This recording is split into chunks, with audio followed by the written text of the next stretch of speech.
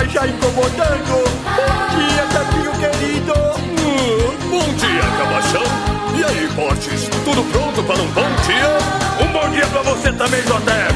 Bom dia, Priscila. Bom dia, Borges. Bom dia pra você também, Gilmar. Bom dia, galera.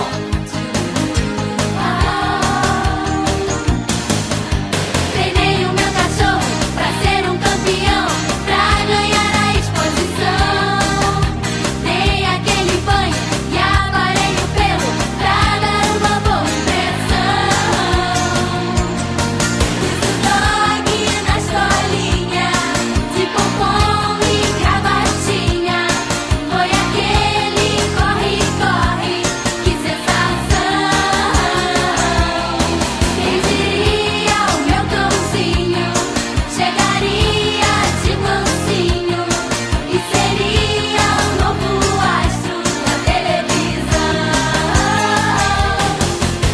Ele é um colosso, eu não largo o osso, e de quando eu já virei fã.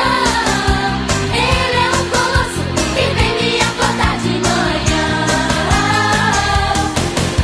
Ele é um colosso, eu não largo o osso, e de quando eu já virei fã.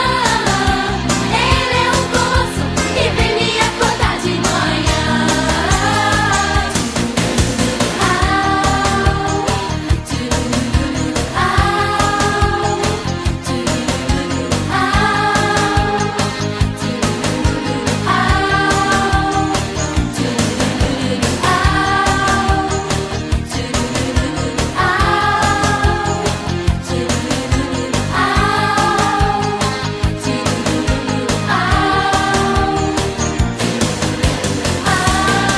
Foi daqui que pediram um figurante vestido de cowboy texano com um chapéu de copa?